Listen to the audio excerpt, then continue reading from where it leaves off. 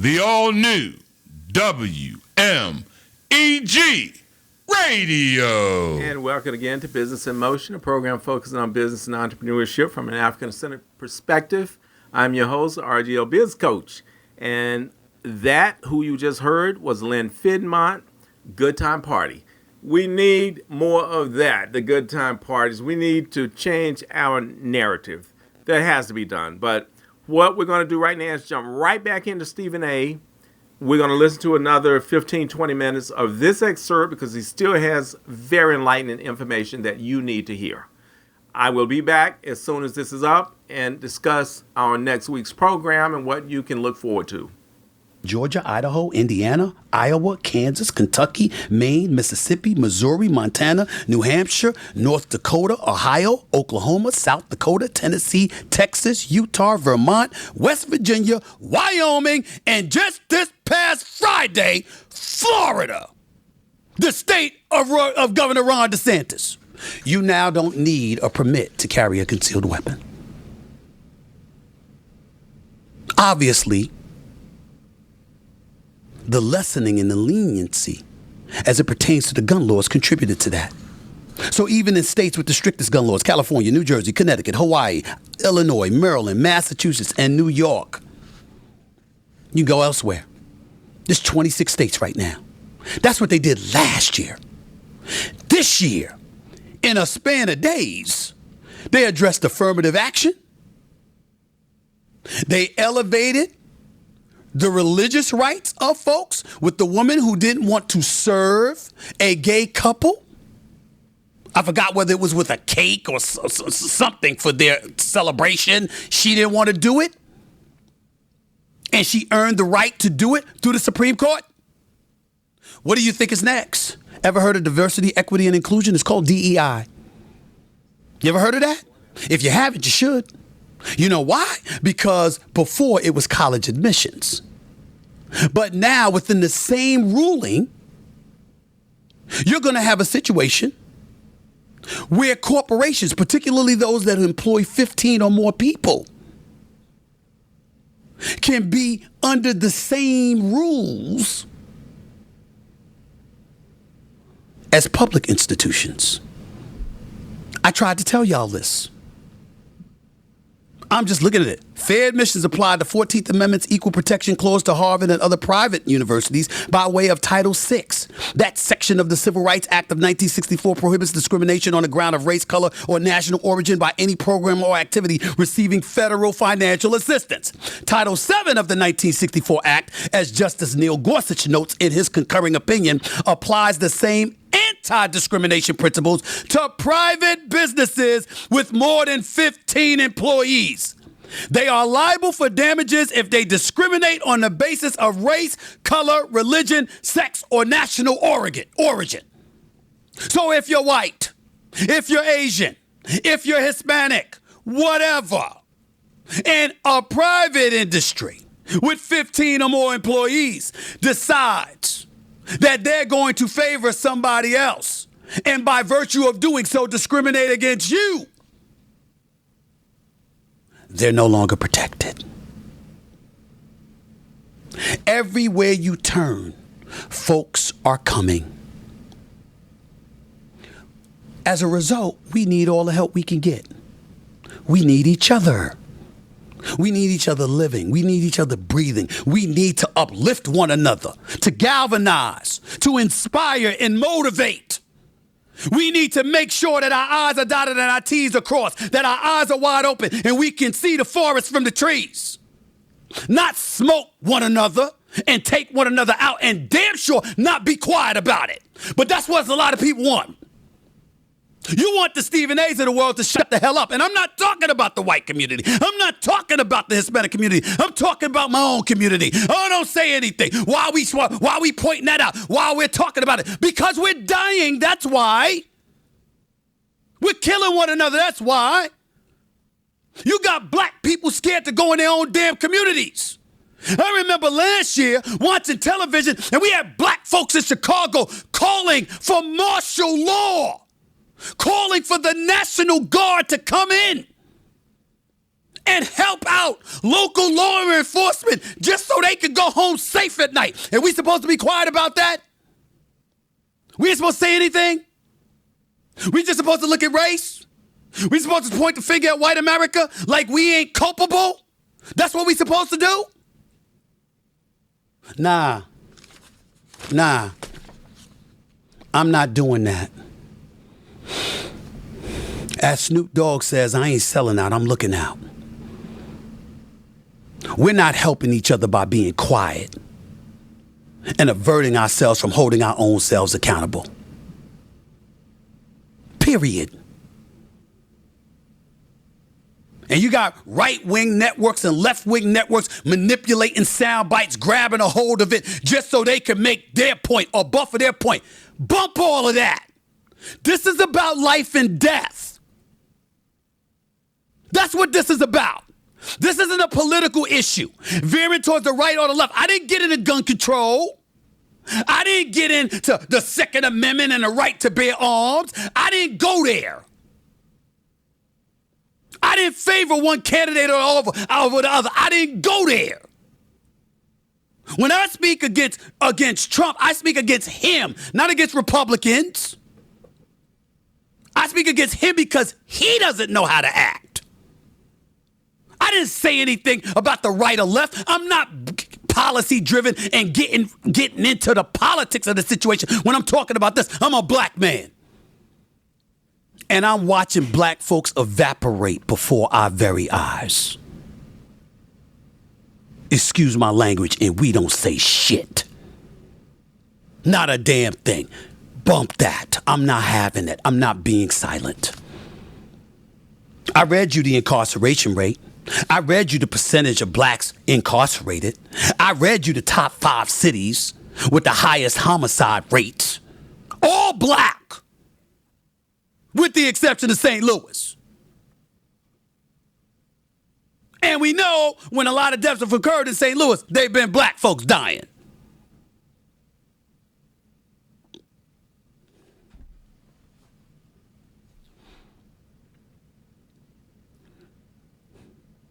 Albeit rightfully so, we lose our damn minds when one of us is killed at the hands of a white person. How the hell are we so silent when thousands of us are falling at the hands of our own? Steve Kerr said it best. When the hell are we going to do something? When the hell are we going to do something?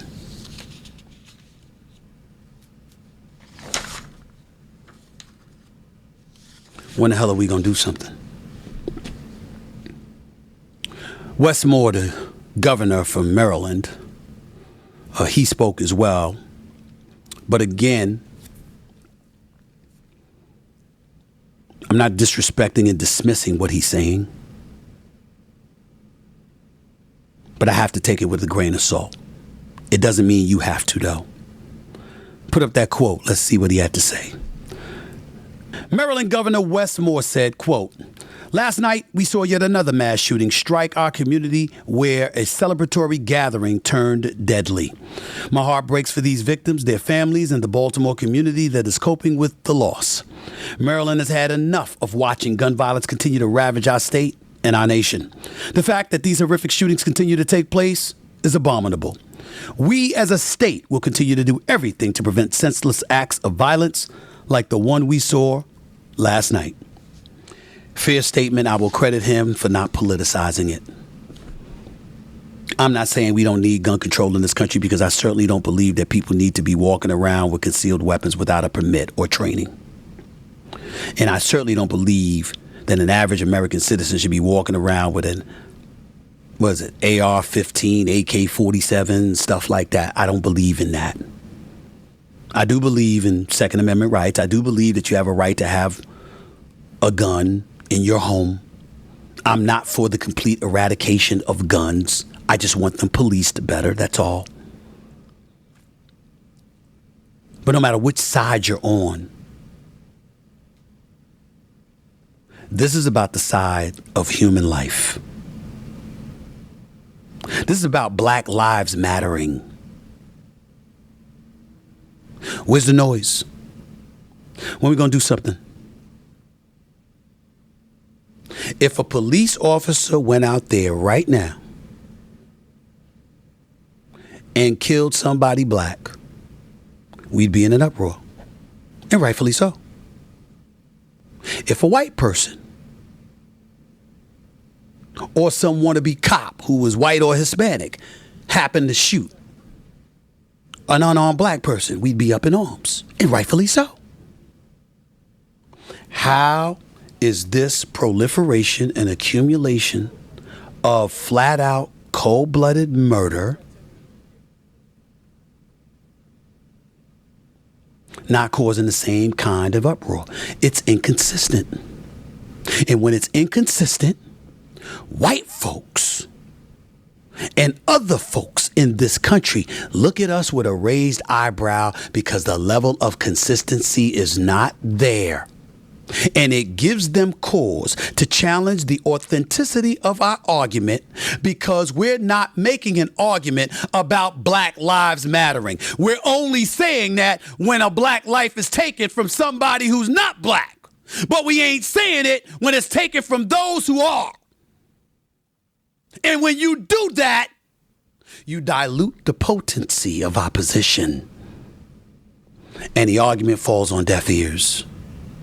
And then everything that we want accomplished is like whistling in the wind. It's why racism has fallen to the bottom of the totem pole in favor of xenophobia, homophobia, transphobia. It's why affirmative action gets eradicated without a blink of an eye. It's how all the things that particularly affect our communities becomes a diluted issue. It's why diversity, equity, and inclusion is next. Because we don't matter as much as we should. Part of the reason is history and systemic racism that comes with it. The other part is the fact that we have some bad apples in our community who don't give two shits about us and would take us out without blinking. When are we gonna deal with that?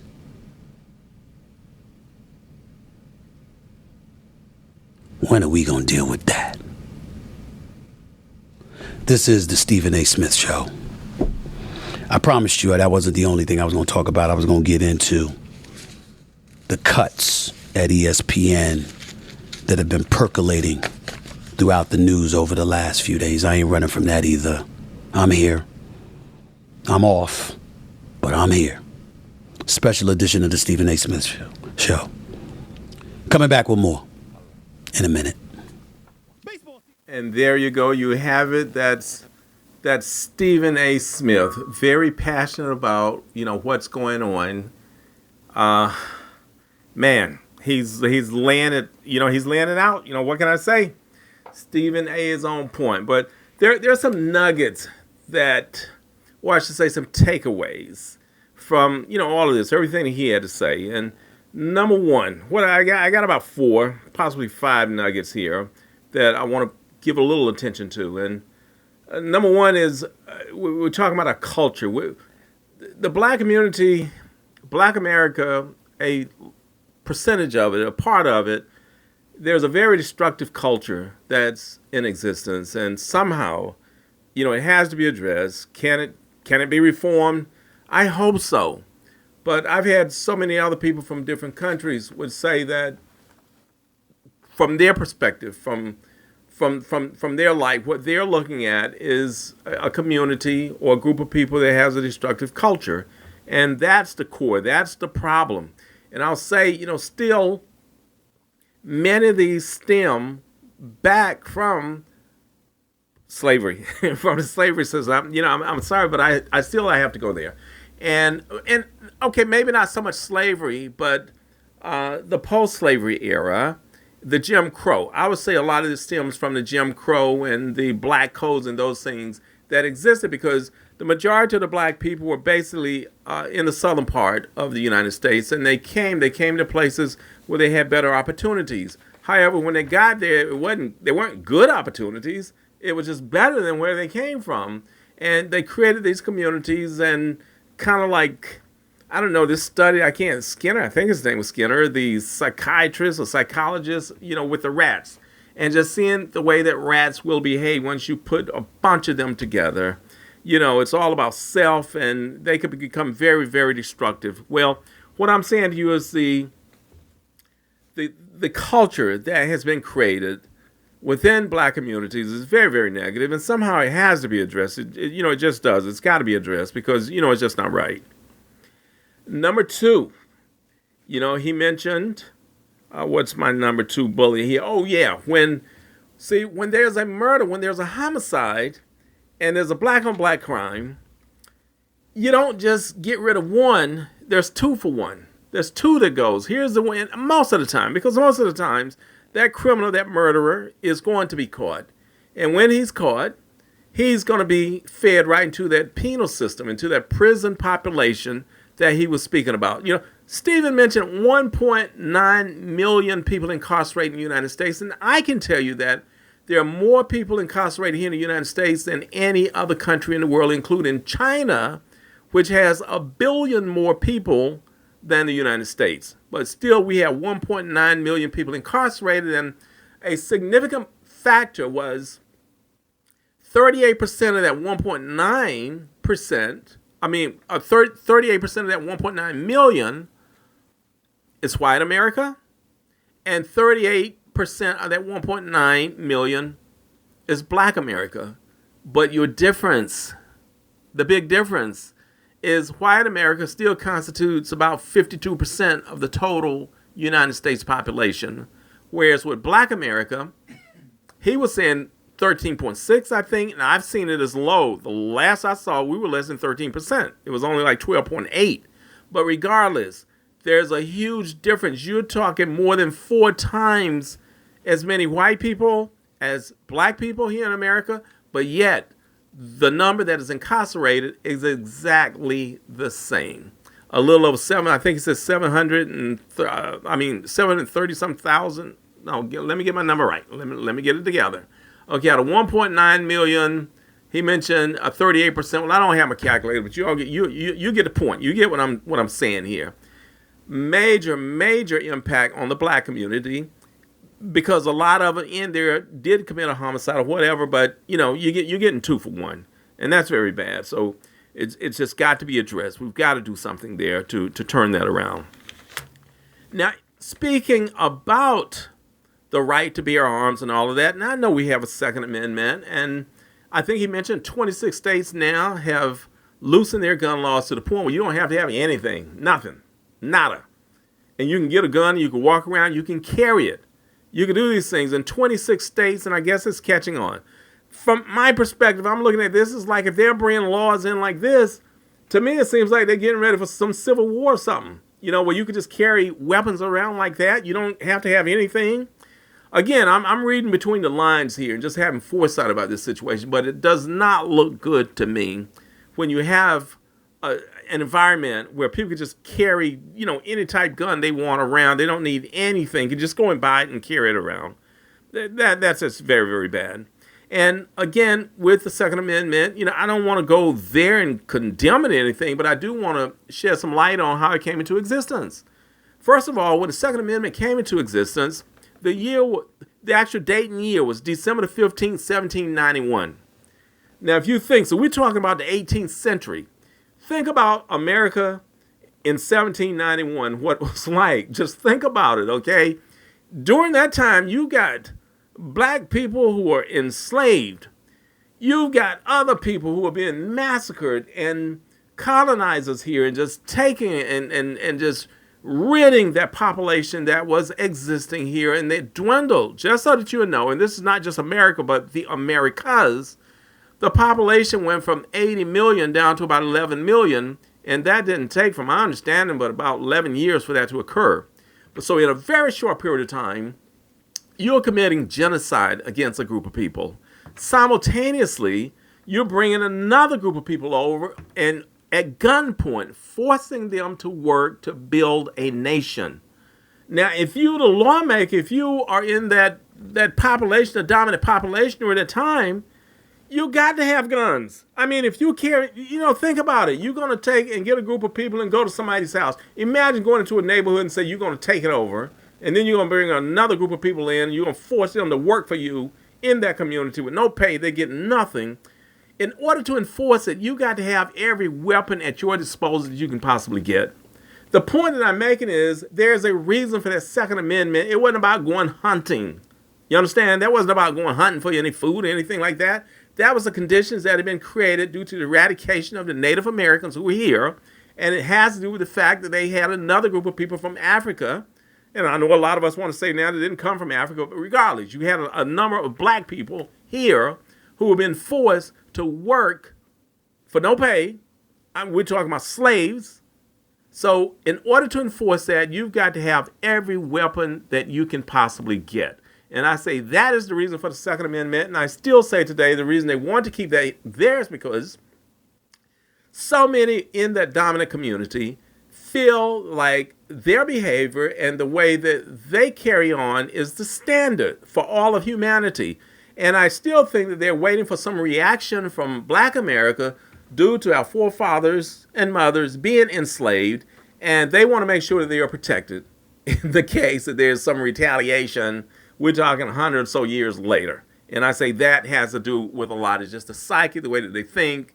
And, will we change that law? No way. It's not going to change. The Second Amendment will stand. I just hope more states don't decide to take on what Florida and these other states that he mentioned has done or have done, when it comes to that. And the fourth, let me tell you, I was looking at news, and as soon as the affirmative action got shot down, I looked at news, and just keep in mind, again, those are reverberations from the Trump era. And the reason I say that is because the people, you look at the Supreme Court justices that were put in office by him. And then you go back and you look at another number of them, and the majority of those Supreme Court justices today, or the majority were either put in by the Bushes or Trump. And so now, the Supreme Court has 9 justices, 6 of them extremely ultra-conservatives, 3 of them are on the left. And I'm not even saying that they're liberal, but they're on the left. They're more so. They're much more, because now what used to be liberal has gone kind of to the middle. And that what used to be to the left doesn't exist anymore, or they're portrayed as being ludicrous. You understand? So that's what's going on there. But my point, as soon as that was struck down, Trump was in some state, and he got up and he was happy and he clapped his hands. He said, I guarantee you that we're going after that diversity and inclusion. That's going to be next. He said, that's on the chopping block next. And now, okay, if they're taking you and making it where it's going to be a little more difficult to get into some of those institutions, now what he's saying is the same thing is going to be true about jobs, okay? This diversity and inclusion and diversity and everything, and this whole quota system is just going to go away. It will be gone. And the other one, this one wasn't there, but I just want to mention, because one of the things that they use to dismantle affirmative action, they say, well, it's a reverse discrimination. I asked the question, how can you have reverse discrimination? Well, if you get rid of reverse discrimination, then what do you go back to? Simply discrimination. Okay, it's plain and simple. You get rid of it, the people's attitudes, their behaviors, and things aren't going to change. So get rid of the affirmative action programs, and you're right back. Before you know it, if they could do it, I'm telling you, they'd have your butt out there picking cotton again. That's where it's going. And this is one of the reasons I go back, and I just want to mention about the Sankofa Business Alliance and a lot of the things that I have been espousing since the first day that I came on the Business in Motion, as how blacks can turn things around, how they can take control. And, out of all of this, with affirmative action being gone, I was just speaking to my wife, and I said, look, I bet you something positive actually comes out of that. And one thing I do want to say is, I think the NAACP came and they dropped a bomb on Harvard University. I kind of feel sorry for Harvard, because Harvard thought they were doing the right thing. But with this affirmative action, once it got kicked down, the NAACP they dropped a lawsuit on them, and that is about legacy admissions. See, if you are unfamiliar, if your parents attended a one of those, you can say Ivy Leagues or prestigious universities, then their children, their offspring, their relatives, they have like points, extra points for being able to be admitted. So, again, that's not fair. That's not equality.